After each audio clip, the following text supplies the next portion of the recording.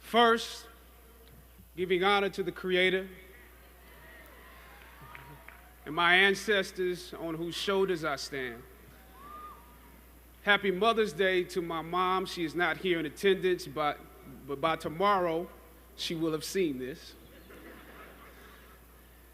Let me also acknowledge my professors who have passed on to the other side. Because of work obligations over the past few years, I missed memorials that were held here for them. Professor Al Freeman Jr., Professor Mike Malone, Professor Reggie Ray, Dr. Henrietta Edmonds, Professor Joe Selman, Dr. Johnson, and Dr. Singleton.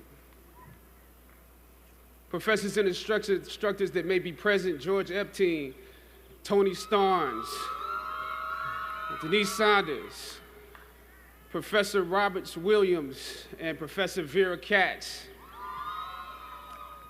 Your lessons continue to guide and enlighten me to this day.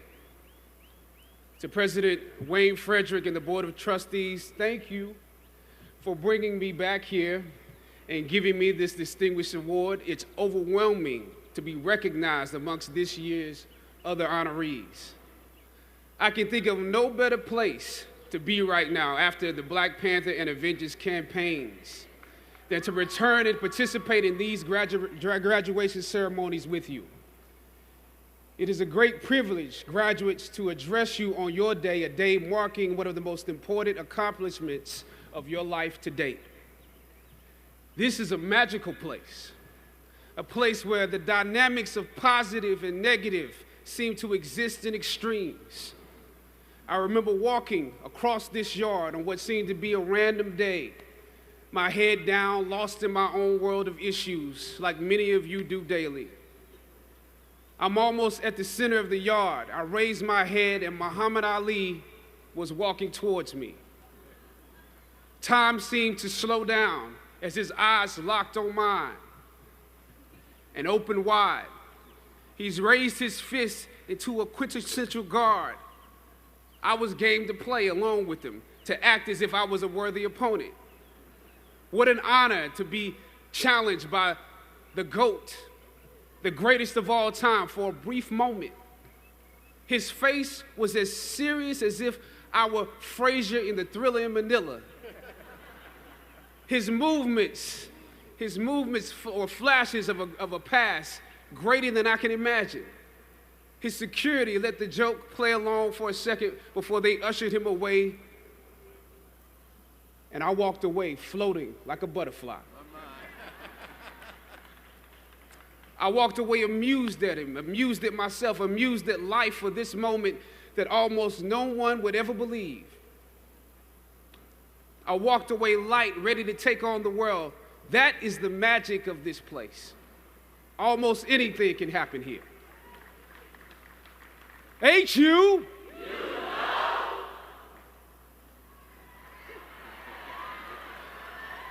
Howard University. I was riding here and I heard on the radio somebody call it Wakanda University. But it has many names: the Mecca, the Hilltop. It only takes 1 hour, one tour of the physical campus to understand why we call it the Hilltop. Every day is leg day here. That's why some of you have cars. During my junior and senior years, I lived in a house off campus at Bryant Street. For those of you, that's right, Bryant Street. For those of you who don't know what that means, that's at the bottom of the hill where the incline gets real. Almost every day I would walk the full length of the hill to Fine Arts, where most of my classes were, carrying all of my books, because once you walk that far on foot, you're not walking back home until it's time to go home for good. But beyond the physical campus, the Hilltop represents the culmination of the intellectual and spiritual journey you have undergone while you were here. You have been climbing this academic slope for at least 3 or 4 years, for some of you, maybe even a little bit more. Throughout ancient times, institutions of learning have been built on top of hills to convey that great struggle is required to achieve degrees of enlightenment. Each of you had your own unique difficulties with the hill. For some of you, the challenge was actually academics. When you hear the words magna cum laude, you know that's not you. That's not you. You worked hard, you did your best, but you didn't make A's or B's, sometimes C's. You never made the dean's list, but that's okay. You're here on top of the hill.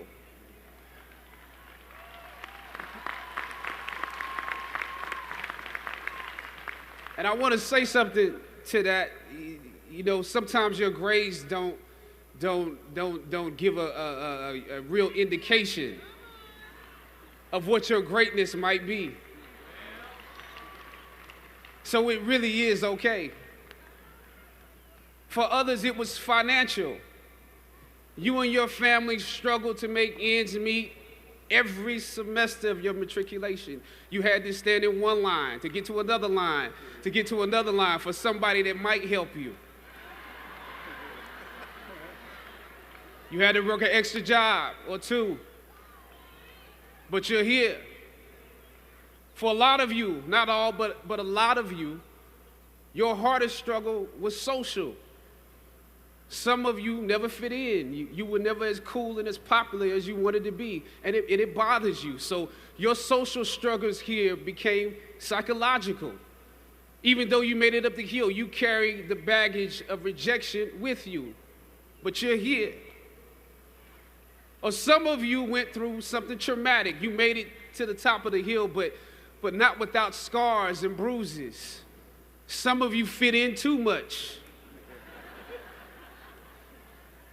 You were on the yard rapping on your frat block when you were supposed to be in class. Or you got caught up in the DC party life. I know how that is. I mean, we're right here in the midst of the city. Sometimes you forgot you were in school. You probably could have graduated with honors, but instead, you are getting an oh yeah degree today. Oh yeah, I have class. Oh yeah, I have that paper due. Oh yeah, I have a final. You were literally too cool for school. You waited until the last minute to do your best work, and it's a wonder that you made it up the hill at all because you carried the baggage of too much acceptance.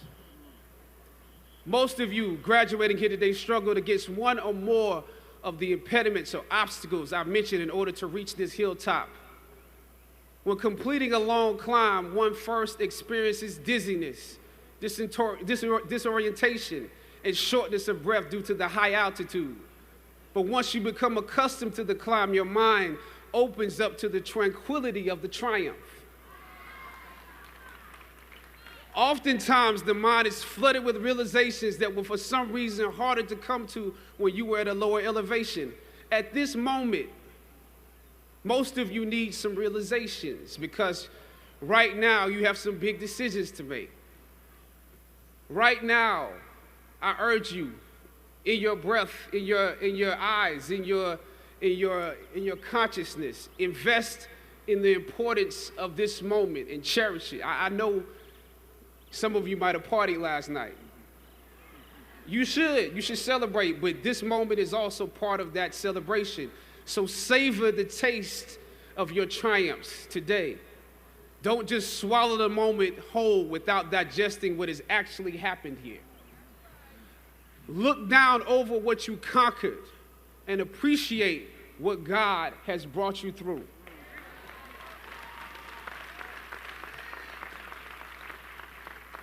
Some of you here struggled against the university itself.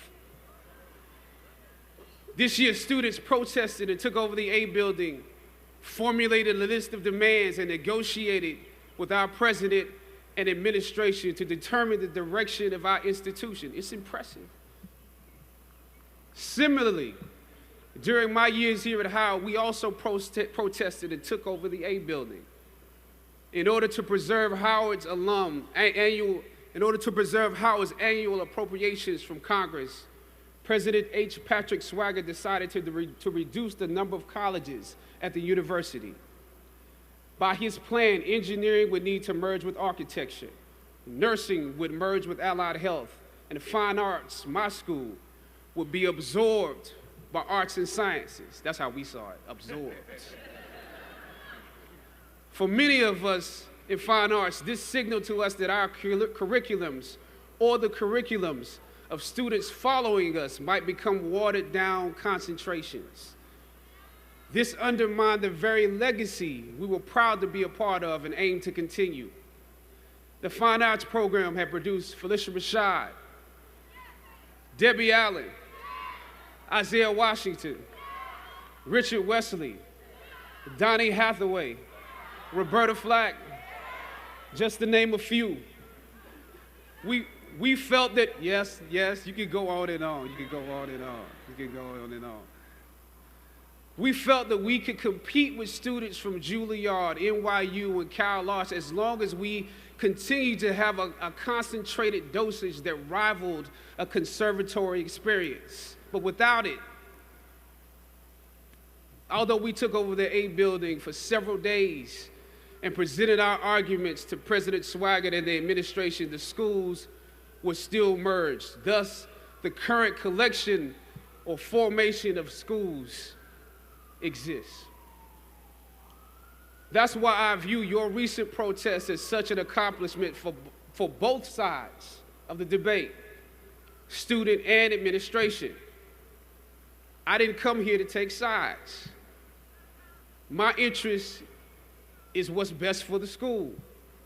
A Howard University education is not just about what happens in the classroom, students. In some ways, what you were able to do exemplifies some of the skills you learned in the classroom. It takes the education out of the realm of theory and into utility and practice. Obviously, your organization skills were unprecedented. I'm told that you organized shifts so that you could at least continue some of your classes. We missed all our classes when we were in the A building. And I'm told that through donations, there was always an ample helping of food. I probably ate a slice of pizza during the entirety of our 3-day protest. So your organization and planning was impeccable. You received the majority of your demands, making a significant impact on those who came after you. As is often the case, those that follow most often enjoy the results of the progress you gain. You love the university enough to struggle with it. Now I have to ask you that you have to continue to do that. Even now that you received your demands, even if you're walking today, you have to continue to do that. Everything that you fought for was not for yourself. It was for those that come after. You could have been disgruntled and transferred, but you fought to be participants in making this institution the best that it can be. But I must also applaud President Wayne Frederick and the administration for listening to the students.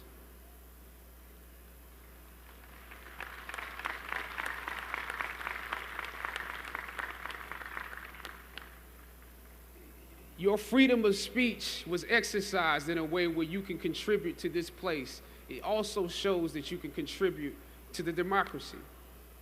The administration and the campus police at the time when I was protesting was not nearly as open-minded as this current one.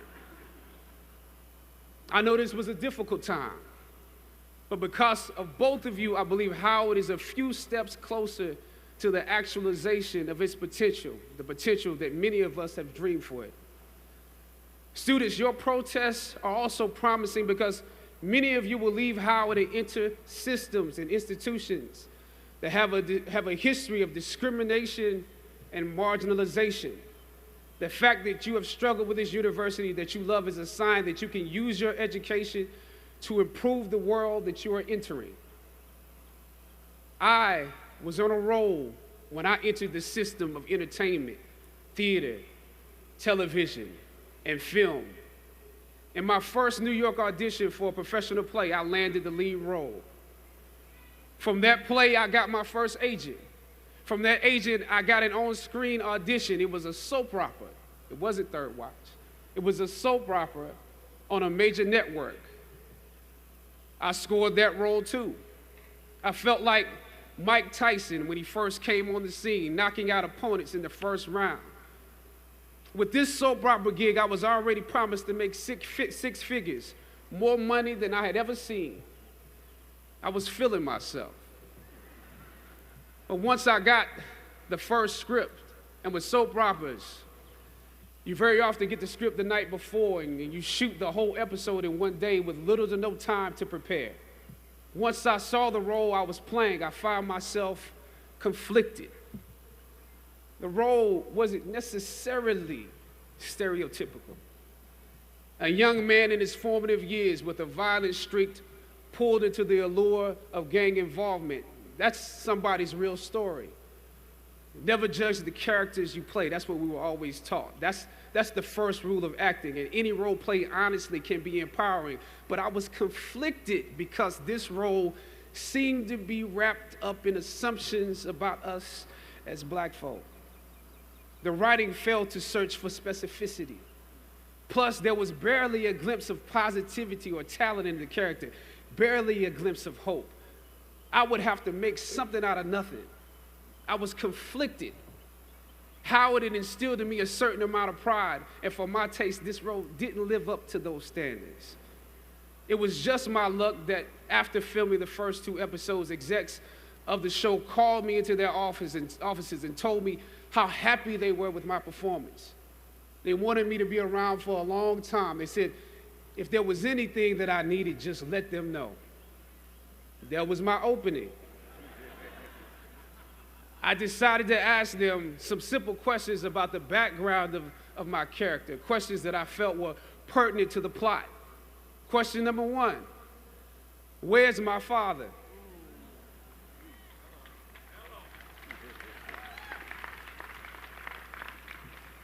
The exec answered, well, he left when you were younger.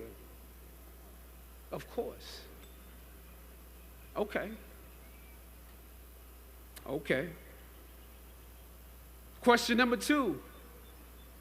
In this script, it alluded to my mother not being equipped to operate as a good parent.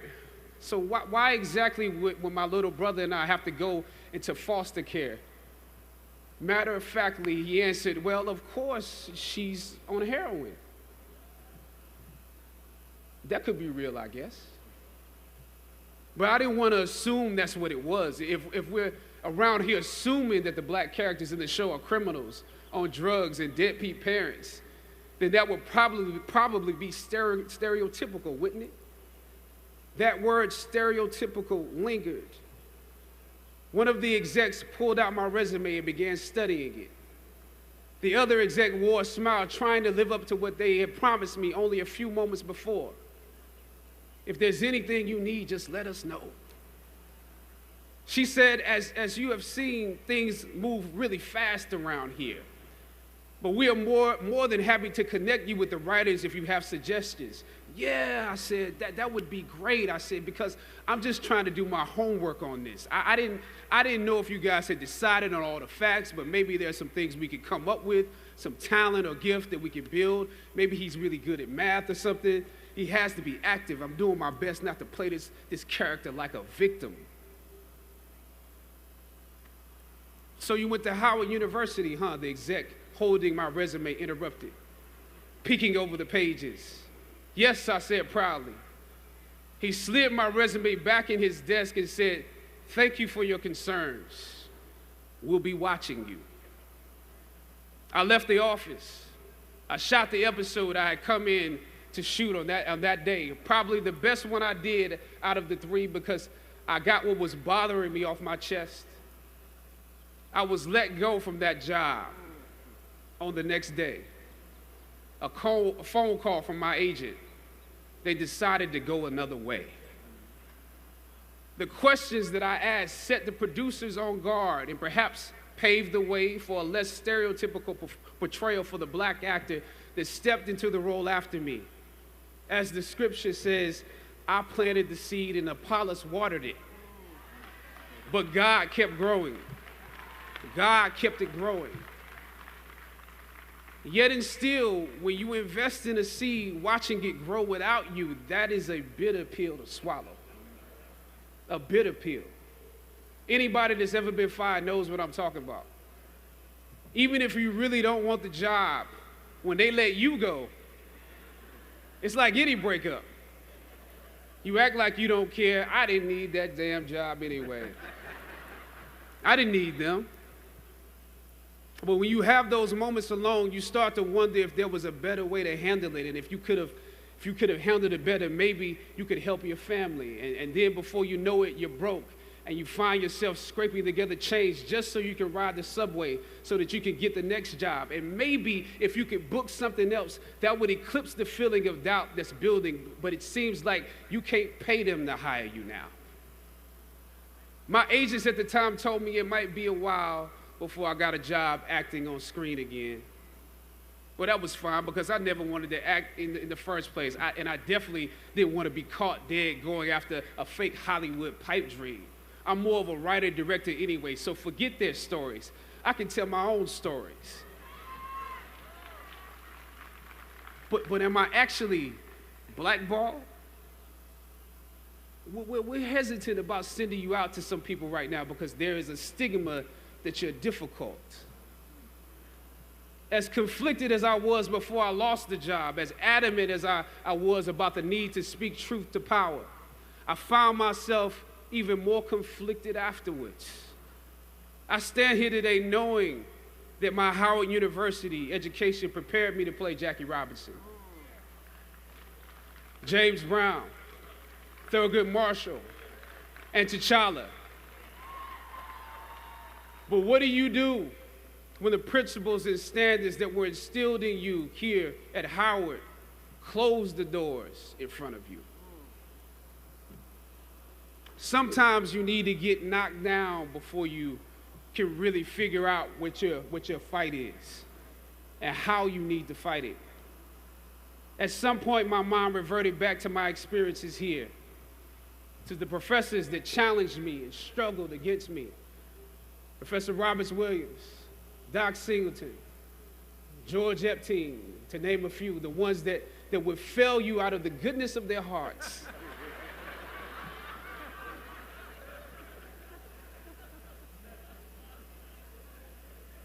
And this may be hard to grasp for some of you right now, but I even considered President Swagger and how negotiating with him was practice for a world that was considerably more cruel and unforgiving than any debate here, one that had no interest in my ideals and beliefs. How would I maneuver through all of this? Finally, I thought of Ali in the middle of the yard, in his elder years, drawing from his victories and his losses.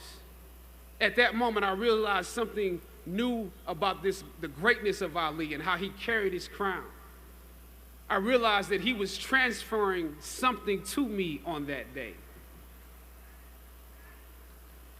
He was transferring the spirit of the fighter in me. He was transferring the spirit of the fighter to me. He was transferring the spirit of the fighter to me. Sometimes you need to feel the pain and sting of defeat to activate the real passion and purpose that God predestined inside of you. God says in Jeremiah, I know the plans I have for you. Plans to prosper you and not to harm you. Plans to give you hope and a future. Graduating class, hear me well on this day. When you have reached the hilltop and you are deciding on next jobs, next steps, careers, further education, you would rather find purpose than a job or a career. Purpose crosses disciplines. Purpose is an essential element of you. It is the reason you are on the planet at this particular time in history. Your very existence is wrapped up in the things you are here to fulfill. Whatever you choose for a career path, remember the struggles along the way are only meant to shape you for your purpose. When I dare to challenge the system that would relegate us to victims and stereotypes with no clear historical backgrounds, no hopes or talents, when I questioned that method of portrayal, a different path opened up for me. The path to my destiny. When God has something for you, it doesn't matter who stands against it.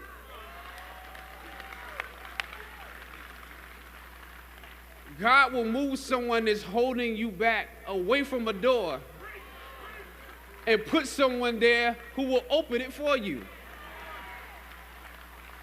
If it's meant for you,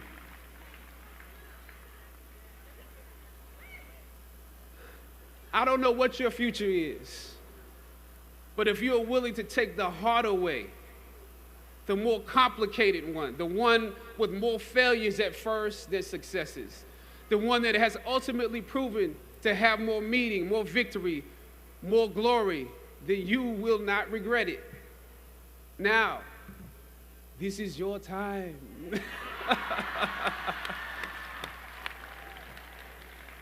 The light of new realization shines on you today.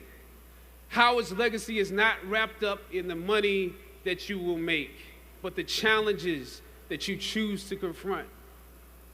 As you commence to your past, press on with pride and press on with purpose. God bless you. I love you, Howard. Howard forever.